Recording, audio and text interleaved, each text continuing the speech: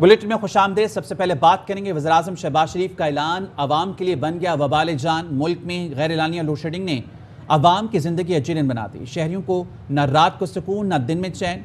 मुल्क के बड़े शहरों में 12-12 घंटे लोड शेडिंग। देहात में बिजली जाती है तो फिर वापस आती ही नहीं। मुल्क भर में बिजली का शॉर्टफॉल 6500 मेगावाट तक पहुंच गया। वज़ीर-ए-आज़म शहबाज शरीफ ने 3 रोज कबल लोड शेडिंग का दौरानिया 2 घंटे करने का हुक्म दिया था। शायद हुकाम समझे 2 घंटे से ज्यादा बिजली ना आए, क्योंकि जो लोड शेडिंग 2 घंटे होनी थी वो 16 घंटे तक पहुंच गई है। मुल्क में लोड शेडिंग 0 है। बिजली जल कहाँ रही है, जिंदगी सुकून में नहीं है। शहबाज शरीफ ने इसी की तेजी फेर दी हमारी यार। बिजली ना आने की वजह से पानी भी नहीं आता। वजीर आजम का ऐलान अवाम के लिए बन गया वबाल जान। लोड शेडिंग का दौरानिया कम होने के बजाय मजीद बढ़ गया। मुख्तलिफ शहरों में 8 से 12 घंटे यौमिया बिजली गायब रहने लगी। मुल्क में लोड शेडिंग 0 है। मुल्क में बिजली बहरान शिद्दत इख्तियार कर गया। शॉर्टफॉल 6500 मेगावाट तक पहुँच गया। जराए NTDC के मुताबिक बिजली की पैदावार 21,000 और तलब 27,500 मेगावाट है। कराची को तो जैसे नजर लग गई। शहरियों को न रात को सुकून न दिन में चैन के इलेक्ट्रिक के सारे दावे धरे रह गए। लोड शेडिंग 12-12 घंटे तक पहुंच गई। रातों को 4-4 बजे लाइटें बंद कर रहे हैं, 3-3 बजे लाइटें बंद कर रहे हैं। जिंदगी सुकून में नहीं है। लोड शेडिंग भी होती रहती है और बिल भी बढ़ के चल कर आते हैं। 12-12 घंटे 14-14 घंटे लोड शेडिंग की जा रही है। गर्मी से आवाम मर रही है। सिंध के दीगर छोटे बड़े शहरों में 8 से 16 घंटे तक बिजली बंद रहना मामूल बन गया। शहरियों की जिंदगी अजीरन और कारोबार ठप होकर रह गया। लाइट 10 घंटे है, 14 घंटे नहीं है। बिजली जल कहाँ रही है, 2 घंटे आती है तो 3 घंटे बंद रहती है। 2-3 घंटे भेज दिया करो लाइट, आपकी बड़ी बड़ी मेहरबानी। बिल तो इतना बड़ा बड़ा भेज देते आप। बिजली ना आने की वजह से पानी भी नहीं आता, रात को नींद नहीं आती। पंजाब के बड़े शहरों में 6 से 9 घंटे, जबकि देहात में 12-12 घंटे बिजली बंद रहती है। अब लाइट के लिए लोग जनरेटर भी नहीं इस्तेमाल कर सकते, क्योंकि पेट्रोल की कीमत हाई हो चुकी है। 2 घंटे जाने 1 घंटा आने, क्या बंसी लोगों। हाँ बिल्कुल हाली के मुकाम में पहुंची। पिछले 3.5 साल इमरान खान साहब की हुकूमत थी, बोल रहा था कि बिजली जाती भी है। गरीब आदमी के लिए बहुत मसला है, वो UPS अफोर्ड नहीं कर सकता। वजीर आजम शहबाज शरीफ ने 3 रोज कबल गैर एलानिया लोड शेडिंग पर शदीद गुस्से का इजहार किया और वजारत तवानाई को हुक्म दिया कुछ भी करें, लोड शेडिंग खत्म करें। लग ऐसा रहा है मुताल्लिका इदारों को वजीर आजम का पैगाम सही नहीं पहुंचा। जो लोड शेडिंग 2 घंटे होना थी वो 16 घंटे तक जा पहुंची है। इम्पोर्टेड हुकूमत पाकिस्तान की तारीख की सबसे बदनाम और गैर मकबूल हुकूमत है। साबिक वफाकी वजीर हमाद अजहर ने लोड शेडिंग का सरकारी डेटा शेयर कर दिया। ट्विटर पर लिखा, ये डेटा इम्पोर्टेड हुकूमत की बद इंतजामी और नालायकी का वाज़ेह सबूत है। कोई शोबा इनकी तबाही से महफूज नहीं रहा। MQM, पीपल्स पार्टी और बाप पार्टी इख्तिदार के मजे लूटने के बजाय अवाम पर किए जुल्म का जवाब दें। और अब बात करेंगे कराची से लापता लड़की दुआ जहरा को सिंध हाई कोर्ट में पेश कर दिया गया। अदालत ने लड़की को दारुल अमान भेजते हुए मेडिकल टेस्ट का हुक्म दिया।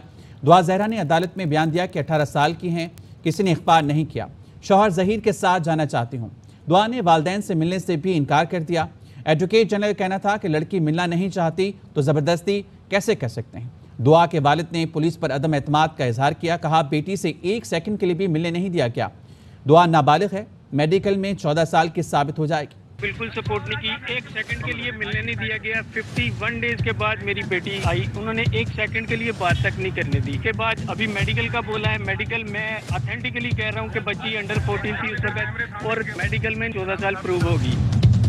जज साहब ने डायरेक्शन ये दी कि भाई बच्ची का जो वो मेडिकल कराया जाएगा और 8 तारीख तक बच्ची को पेश किया जाएगा, जब तक बच्ची को दारुल अमान सेफ हाउस में रखा जाएगा। भारत में गुस्ताखाना बयानात, वजीर खारजा बिलावल भुट्टो की सख्त मजम्मत। वजीर खारजा ने मुतालबा किया भारतीय हुकूमत तौहीन आमेज कलमात की मजम्मत करे और जिम्मेदारों को कैफरे किरदार तक पहुँचाए। ISPR की जानिब से भी हुजूर सल्लल्लाहु अलैहि वसल्लम की शान में गुस्ताखी की शदीद मजम्मत की गई। DG ISPR ने कहा, यह अमल मुसलमानों के खिलाफ शदीद नफरत का मुंह बोलता सबूत है। गुस्ताखाना बयानात पर भारतीय नाज़िमुल उमूर की दफ्तर खारजा तलबी एहतजाज रिकॉर्ड कराया गया। तर्जुमान दफ्तर खारजा कहते हैं, ऐसे बयानात नाकाबिले कबूल हैं। भारतीय हुकूमत बीजेपी अहदेदारों के तौहीन आमेज तबसरों की वाज़ेह अंदाज में मजम्मत करे, उनसे जवाबदही करे और उनके खिलाफ फैसला कुन कार्रवाई की जाए। भारत में रहमतुल्लिल आलमीन की शान में गुस्ताखी पर ओआईसी की शदीद मजम्मत। कहा, ऐसे वाक़यात भारत में इस्लाम को बदनाम करने और उससे बढ़ती नफरत का हिस्सा हैं। भारतीय हुक्मरान जमात इस्लाम और मुसलमानों के खिलाफ नफरत फैला रही है। जा पर पाबंदी, मुसलमानों के इमलाक को नुकसान और पुरतशद्दुद कार्रवाइयाँ मुनज़्ज़म मुहिम का हिस्सा हैं। ओआईसी ने हिंदुस्तानी हुकाम से मुतालबा किया कि पैगम्बर इस्लाम की तौहीन करने और मुसलमानों के खिलाफ तशद्दुद भड़काने वालों को इंसाफ के कटहरे में लाएं। दूसरी जानिब मोदी सरकार की ढिठाई बरकरार, खानापुरी के लिए नौपुर शर्मा समेत 2 अरकान की रुकनियत तो मुअत्तल कर दी, लेकिन पसे पर्दा हिमायत जारी है। गुज़िश्ता रोज़ जारी किए गए बीजेपी के एलामिये पर तो खुद भारतीय मीडिया यकीन करने को तैयार नहीं है। बीजेपी ने कहा कि वो तमाम मज़ाहिब का एहतराम करते हैं और किसी भी मजहब या मजहबी शख्सियत की तौहीन की मजम्मत करते हैं। भारतीय अखबार टेलीग्राफ ने फ्रंट पेज पर चीदा चीदा निकात लिखते हुए पूछा, क्या वाकई अवाम से पूछा, क्या आप जानते हैं? नीचे एक ही मौमा हल करने के लिए मदद भी तलब की गई कि बीजेपी का इतना बड़ा रियासती राज अफशा करने वाला कौन है? मोदी, अमित शाह, यारान सिंह। दूसरी जानिब भारत में नौपुर के बयानात के खिलाफ एहतजाज करने वाले 1500 मुसलमानों पर मुकदमात बना दिए गए। दर्जनों मुसलमानों को हिरासत में लिया गया। कानपुर में मुसलमानों की जानिब से एहतजाज के ऐलान पर सिक्योरिटी सख्त कर दी गई, जबकि बरेली में कर्फ्यू नाफिज है।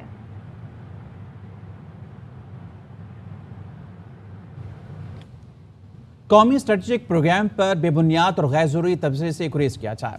मुल्क की न्यूक्लियर सलाहियत मादरे वतन के दिफा और सालमियत की ज़ामिन है। Chairman joint chiefs of staff committee general Nadeem Raza का नस्ब में इलाकाई अवामिल और सिक्योरिटी के मौजू पर सेमिनार से खिताब। कहा, मुल्क की न्यूक्लियर प्रोग्राम को अवाम और सियासी जमातों की हिमायत हासिल है। सिविल और मिलिट्री क़यादत नेशनल कमांड अथॉरिटी के स्ट्रेटेजिक प्रोग्राम के साथ सीसा पिलाई दीवार की तरह है। कौमी सिक्योरिटी नाकाबिले तकसीम है। ISPR के मुताबिक जनरल नदीम रजा ने कहा, पाकिस्तान अपने न्यूक्लियर प्रोग्राम पर किसी भी किस्म का समझौता नहीं करेगा। पाकिस्तान एक जिम्मेदार और पुरएतमाद न्यूक्लियर मुल्क है। मुल्क की पॉलिसी फुल स्पेक्ट्रम डिटरनेंस है, जो काबिल एतमाद एटमी तवाज़ुन के दायरेकार में है। हमारी कौमी सिक्योरिटी और सेफ्टी मैकेनिज्म हर किस्म के खतरे के खिलाफ तमाम ज़ाब्तों के मुताबिक है। न्यूक्लियर ममालिक में राइज तरीके के मुताबिक national command authority strategic program पर रिस्पॉन्स और तबसरे की मजाज है। कराची में बिजली और पानी से महरूम शहरी सड़कों पर आ गए। एहतजाजी मुजाहिरीन ने नाज़िमाबाद में सड़कें बंद कर दी हैं। हमारे नुमाइंदे सलमान लोधी हमारे साथ हैं, उनसे मजीद जानेंगे। सलमान, बताइएगा, लोड शेडिंग, पानी नहीं आ रहा, लोग सरापा एहतजाज हैं, सड़कें भी बंद कर दी हैं, क्या सूरत हाल है, क्या कहते हैं शहरी? इसको अंदाजा नहीं है कि इंसान किस नौयत में काम कर रहा है। मैं ऑपरेशन में लगा हुआ हूँ। सलमान हमारे नुमाइंदे, उनसे बात करेंगे, जानने की कोशिश करेंगे कि इस वक्त नाज़िमाबाद में सूरत हाल क्या है, क्योंकि सड़कें बंद है और कराची में अगर किसी भी जगह सड़क बंद हो जाए तो फिर पूरा शहर उसका लोड उठाता है, ट्रैफिक जैम की सूरत हाल हो जाती है। शहरियों की जानिब से एहतजाज किया जा रहा है बिजली और पानी से महरूम। बराह रास्त इस्लामाबाद ले चलेंगे। पीछे रहनुमा फ़ारूक हबीब मीडिया से गुफ्तगू करें। के लिए मुसलमानों के दिल में ख़ास मोहब्बत है और जब उनकी शान में गुस्ताखी की जाती है तो पूरी दुनिया में बसने वाले 1.5 अरब से ज़ायद मुसलमानों की दिल आज़ारी होती है, उनके जज्बात को ठेस पहुंचाई जाती है।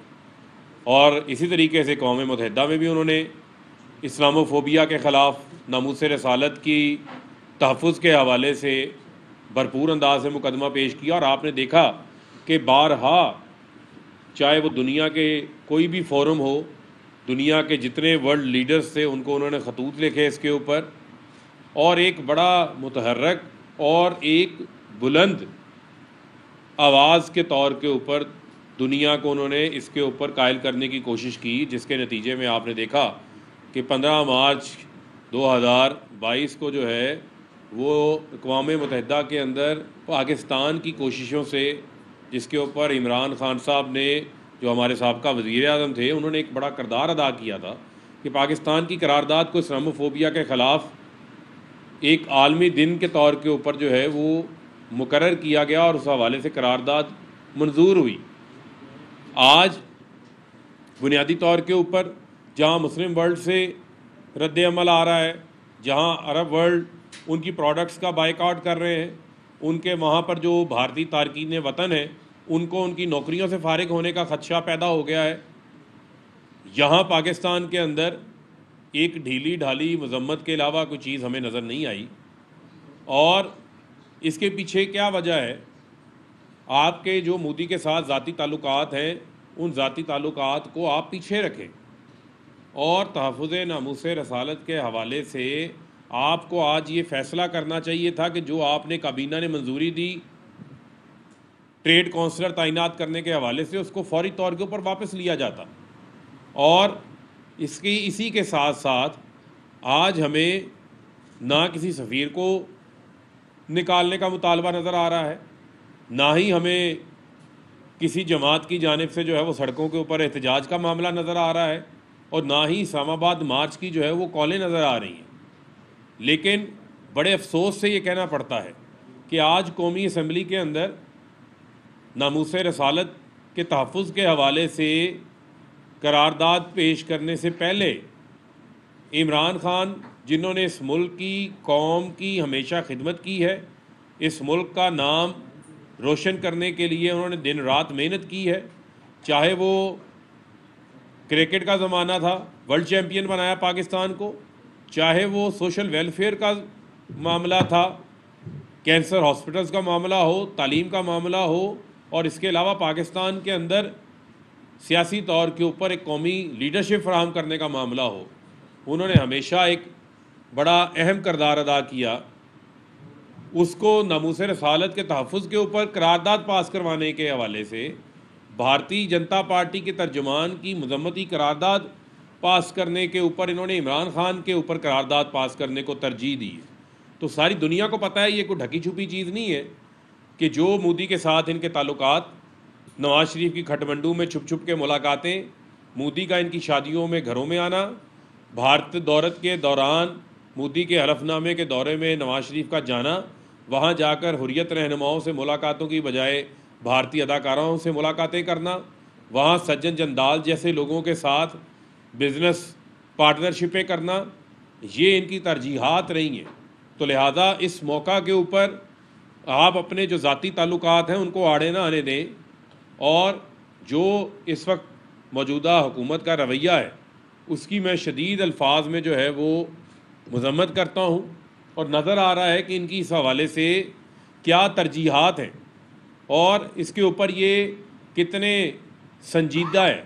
और जब ये कहा गया आज असम्बली में, जो मेरे पास इतलात आई कि करारदाद नामूस रसालत के हवाले से पहले कर लेते हैं, इन्होंने कहा नहीं जी पहले इमरान खान के ऊपर पास कर लेते हैं, बाद में दूसरी करारदाद पास कर लेंगे। तो इमरान खान के बुग़्ज़ में आप ये नहीं कर सकते कि आप जो हमारा ईमान है ख़त्म नबूवत के हवाले से, नबी पाक सल्लल्लाहु अलैहि वसल्लम से हम सब की मोहब्बत है, मैं किसी के ईमान के ऊपर बात नहीं कर रहा, लेकिन अपनी तरजीहात को तो दुरुस्त करें। देखें तो सही पूरी दुनिया के अंदर जो मुसलमान हैं उनके जज्बात क्या हैं।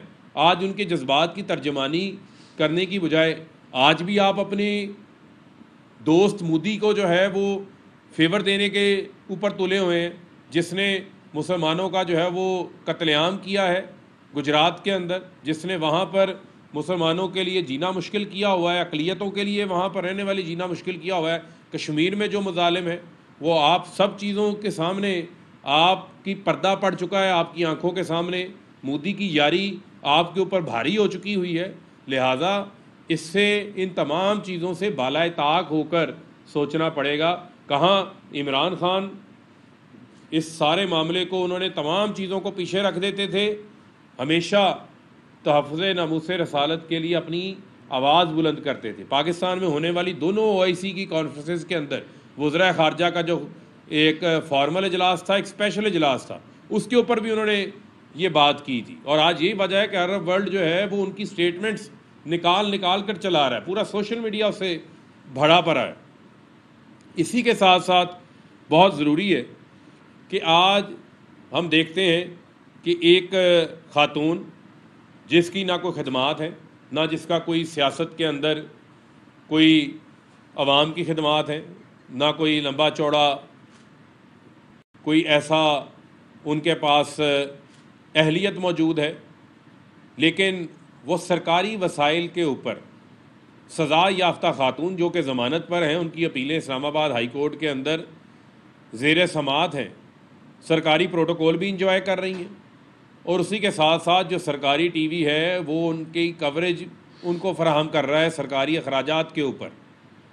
और ये वो खातून है जिन्होंने सवाए झूठ के, सवाए मुबालगा आराई के, सवाए इल्ज़ामात के और सवाए फसाद फैलाने के अलावा इनकी कोई पहचान नहीं है।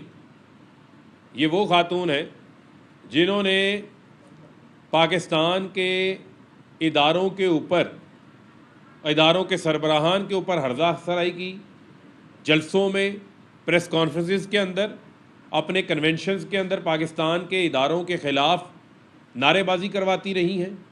और इसी के साथ साथ ये जो आज करारदाद मंजूर करवाई गई है, आज वो करारदाद वो शख्स पेश कर रहा है अयाज सादिक, जो कि असम्बली के फ्लोर के ऊपर खड़े होकर ये बयान दे रहा था कि जब मौजूदा आर्मी चीफ एक मुलाकात के लिए आए, उस वक्त जो है उनके ऊपर किसी किस्म का जो है वो लर्जा तारी हुआ था। उस वक्त भी हमने उनकी मजम्मत की थी, आज भी मजम्मत करते हैं कि हमारा सिपा सलार है, उस सिपा सलार के ऊपर हमें तो किसी किस्म का कोई उसकी बहादरी, दलेरी, शुजात के ऊपर कोई शक नहीं है, अपनी अफवाज की दलेरी के ऊपर कोई शक नहीं है, उनकी जवानों की, शहदा की कुर्बानियों के ऊपर हमें कोई शक नहीं है। लेकिन ये वो शख्स है जिसने ये बयान दिया था। आज इमरान खान ने एक इंटरव्यू दिया जो कि पाकिस्तान की नेशनल सिक्योरिटी पॉलिसी के अंदर वो चीज़ मौजूद है कि मुल्क की नेशनल सिक्योरिटी, मुल्क की इकनॉमिक सिक्योरिटी, मुल्क की फूड सिक्योरिटी के साथ मुंसलिक है। अगर आज हमारा मुल्क माशी तौर के ऊपर आपका डॉलर डबल सेंचुरी क्रॉस कर चुका है, आपने लोड शेडिंग कर दी, बिजली बंद कर दी, गैस बंद कर दी, आज सनतें बंद पड़ी हैं। फैसलाबाद के अंदर सनतकारों ने प्रेस कॉन्फ्रेंस की है कि उनके वो कारोबार जो कि चलते हुए कारोबार थे वो बंद हो गए हैं। लोगों को अनसर्टेनिटी, जो अदम इस्तेहकाम है, उसके बायस वो अपनी इन्वेस्टमेंट नहीं कर पा रहे। आज जो है आप मुल्क को इकोनॉमिकली उस जगह के ऊपर ले आए हैं जहाँ पर हमारे ऊपर बहुत सारे ऐसी हमें दुश्वारियों का सामना है जिससे हमारी मैशियत दिन ब दिन नीचे जाती जा रही है। तो मुझे आप ये बताएं कि आपकी सिक्योरिटी जब मैशियत इस हालत में हो तो सोवियत यूनियन का हवाला हमेशा आता रहा है, अस्करी सतह से भी आता रहा है, और नेशनल सिक्योरिटी पॉलिसी सबकी मुशावरत से बनी थी। और सोवियत यूनियन की मिसाल मौजूद है कि सोवियत यूनियन जो है इकनॉमिकली कोलैप्स हुई, उनकी मिलिट्री माइट तो बहुत बड़ी थी, ताकत भी बहुत बड़ी थी उनके पास, लेकिन कोलैप्स की वजह जो है वो माशी तौर के ऊपर कमज़ोर होना थी। उन्होंने एक खदशे का इजहार किया, कौम को मुतनब्बे किया। एहसन इकबाल उसके ऊपर बात कर चुके हुए हैं। 2017 के अंदर ISPR ने सेमिनार किया था मुल्क की इकॉनमी के ऊपर, उसके अंदर आज भी उसकी रिपोर्टिंग मौजूद है। DG ISPR उस वक्त के उनका बयान मौजूद है, और फ़ौज के सिपा सलार का जो है वो बयान मौजूद है कि इकनॉमिकली मजबूत होना पाकिस्तान की जो सिक्योरिटी है उसके लिए बहुत ज़रूरी है। तो इमरान खान ने कोई ऐसी बात नहीं की, लेकिन आप बुग़्ज़े इमरान खान के अंदर इतना आगे बढ़ना चाहते हैं कि आपको कोई और चीज़ नज़र ही नहीं आती, और आप ये चीज़ें करके असल इशूज़ से तवज्जो हटाना चाहते हैं। और मरियम सफदर, जिनका मैंने बताया, जिसकी ना पाकिस्तान में कोई प्रॉपर्टी थी ना लंदन में कोई प्रॉपर्टी थी, कैलबरी फॉन्ट, जाली ट्रस्ट डीडें, और इसके अलावा मरियम सफदर ने हमेशा कहा कि ये जो साइफ़र आया, ये ख़त आया, ये झूठ है, ये तो वजारत ख़ारजा में बना है। उसके बाद उनका चचा अपना शहबाज शरीफ असम्बली में खड़े होकर कहता है ख़त आया, उस ख़त में धमकी मौजूद थी। तो धमकी मौजूद थी, धमकी किसको दी गई थी, क्या धमकी दी गई थी कि आपने रशिया का दौरा क्यों कर लिया, आप रशिया से पाकिस्तानी कौम के लिए सस्ता तेल लेने की क्यों बात कर रहे हैं। यानी कि भारत जो उनका स्ट्रेटेजिक पार्टनर है वो 34 मिलियन बैरल तेल भी ले ले, उनका वज़ीर ख़ारजा, भारतीय वज़ीर ख़ारजा, अमरीकी वज़ीर ख़ारजा के मुंह पे कह रहा है कि हम सस्ता तेल लेंगे, हमारे मुफाद में। वो बात कर सकते हैं, लेकिन आपको बात करने की इजाज़त नहीं, क्योंकि आपने सर झुकाए हुए हैं, आप गुलाम हैं उनके। आपके अंदर आज़ाद खारजा पॉलिसी को आप आगे नहीं बढ़ा सकते। यही इमरान खान का कसूर था कि वो आज़ाद खारजा पॉलिसी की बात कर रहा था, कौम के मफाद के, मुल्क की मफाद की बात कर रहा था। Absolutely not. उसने मुल्क के मफाद में कहा, उसको रास्ते से हटाने के लिए आपने कहा गर्दन झुका के कि हमारी सीवी हाजिर है, क्योंकि आपका तो पैसा लूट मार का बाहर पड़ा है। और जो तनकीद करते हैं इमरान खान ने राहतदारी ज़मानत ले ली, इमरान खान ने को दहशतगर्दी की है, इमरान खान ने को लूट मार की है, इमरान खान ने को जाली पुलिस मुकाबले करवाए हैं, इमरान खान ने को मॉडल टाउन के अंदर कत्ल करवाए हैं, इमरान खान ने को डॉन लीक्स की है, इमरान खान ने को मेमोगेट किया है। इमरान खान का क्या कसूर है? आप दर्जनों मुकदमात दर्ज कर देते हैं और मस्जिद नबवी के वाक़े के ऊपर आप यहाँ सियासी मुखालफिन के ऊपर FIR काटते हैं। उसके बाद जो है व्हाट्सएप मीडिया मैनेजमेंट ग्रुप तूफ़ान बर्पा कर देता है आपका। और यहाँ पर जो है वो भारतीय जनता पार्टी जिसके सरबराह मोदी हैं, उनकी तर्जुमान जो है वो नबी पाक सल्लल्लाहु अलैहि वसल्लम की शान में गुस्ताखी करती हैं, और आप खामोशी से एक ट्वीट करके अपने आप को बरिल जुमा समझ लेते हैं। यहाँ आप पूरा TV प्रोग्राम्स कराते हैं, हेडलाइंस चलवाते हैं, जाली तौहीने रसालत के मुकदमात दर्ज करवा देते हैं सियासी मुखालफिन के ऊपर, और यहाँ आपके पास कोई इक़दामात नहीं होते।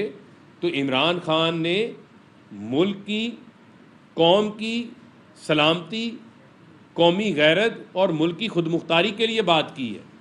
और जो आपका agenda America, Israel, India agenda है, वो सबके सामने। इसराइल वफूद भी जा रहे हैं। लेकिन मेरा ये आज सवाल है मरियम सफदर से कि आज उनको बताना चाहिए था कि जो कहते थे 1 रुपया भी पेट्रोल बढ़ता है तो मियाँ साहब के दिल में तकलीफ़ होती है, अब तो 60 रुपये बढ़ा दिया। अब मियाँ साहब के दिल की तकलीफ़ कहाँ गई? क्या उन्हीं प्लेटलेट्स की तरह तकलीफ़ ठीक हो गई है दिल की?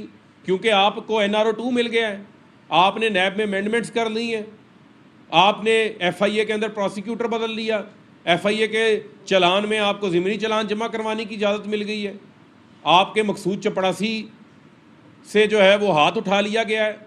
सलमान शहबाज जो कि एक इश्तिहारी है, और किसी इश्तिहारी को कोई आम बंदा पकड़ सकता है, लेकिन वो इश्तिहारी लंदन से आता है, टर्की पहुंच जाता है सरकारी दौरे में, हेड टेबल पे बैठ जाता है।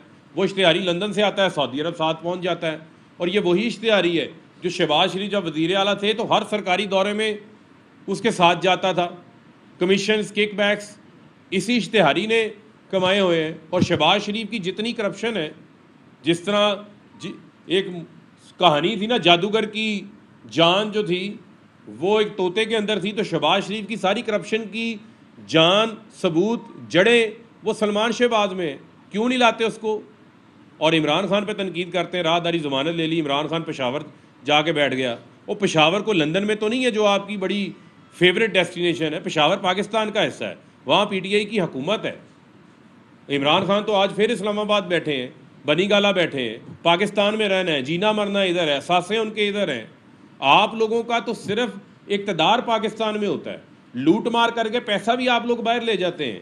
ये मरियम सफदर ने भी चले जाना था बाहर अगर इसका नाम ECL के अंदर ना होता। बहुत बारी मिन्नत समाजत की इसने भी बाहर जाने के लिए। और हुसैन नवाज, हसन नवाज वो भी मुल्क से बाहर बैठे हुए हैं, सलमान शहबाज मुल्क से बाहर, अली इमरान शहबाज शरीफ के दामाद वो मुल्क से बाहर। मुल्क से बाहर तो जो है ईदें मुल्क से बाहर। 5 दौरे शहबाज शरीफ ने अपने 50 रोज़ के अंदर 5 गैर मुल्की दौरे किए। उन 5 गैर मुल्की दौरों के अंदर शहबाज शरीफ 11 रोज़ मुल्क से बाहर है, जिसमें 4 दिन लंदन अपने इश्तिहारी मफरूर सजा याफ्ता भाई नवाज शरीफ के पास थे। मेरी आनियाँ जानियाँ देखो, और भाई 12-12 घंटे की लोड शेडिंग हो गई है।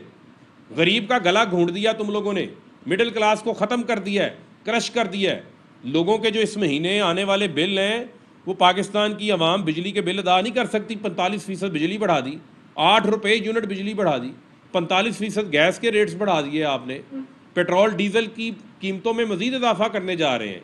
और ये आके मरियम सफदर, मरियम औरंगज़ेब बजाय लोगों को उनकी तकालीफ के ऊपर बात करें, बताएं कि हम उनकी तकालीफ को कम करने के लिए क्या कर रहे हैं, ये आके इमरान खान इमरान खान इमरान खान इमरान खान वो ग्रो अप।